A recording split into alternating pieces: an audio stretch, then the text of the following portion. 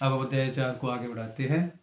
शास्त्रज्ञ, जो शास्त्रों को जानता है वो होता है शास्त्रज्ञ है। हम शास्त्र यानी ग्रंथ पढ़ते हैं, उनको जानते भी हैं और उनके अनुसार कर्म भी करते हैं, लेकिन हम उन कर्मों के साथ अपनी कामना लगा देते हैं, तो हम शास्त्रज्ञ ही बन के रह जाते हैं, लेकिन शास्त्रों को जानने वाले ही बन के रह जाते हैं, तत्वज्ञ नहीं बन पाते। तत्वज्ञ का मतलब हमें भगवान का अनुभव नहीं हो पाता। तो हमें चाहिए कि शास्त्रों को पढ़ना चाहिए, उनके अनुसार कर्म भी करने चाहिए, लेकिन उन कर्मों के साथ कोई भी कामना नहीं लगानी चाहिए, तो हमें भगवान का अनुभव होगा। अब आगे आता है कि परमात्मा अजन्मे है, हमारा जन्म होता है।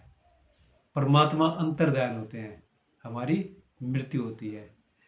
परमात्मा इस संसार में आते हैं तो उनका कोई उद्देश्य होता है।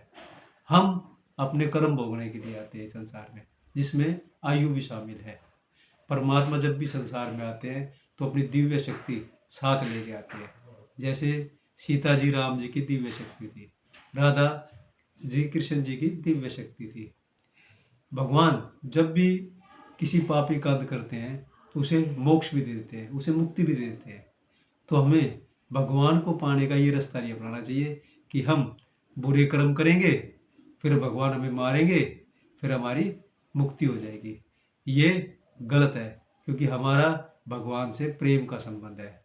हमें भगवान से प्रेम करना चाहिए। बैर का संबंध हमारा भगवान से नहीं है। बैर का संबंध भगवान से शिशुपाल ने बनाया था। राधे राधे।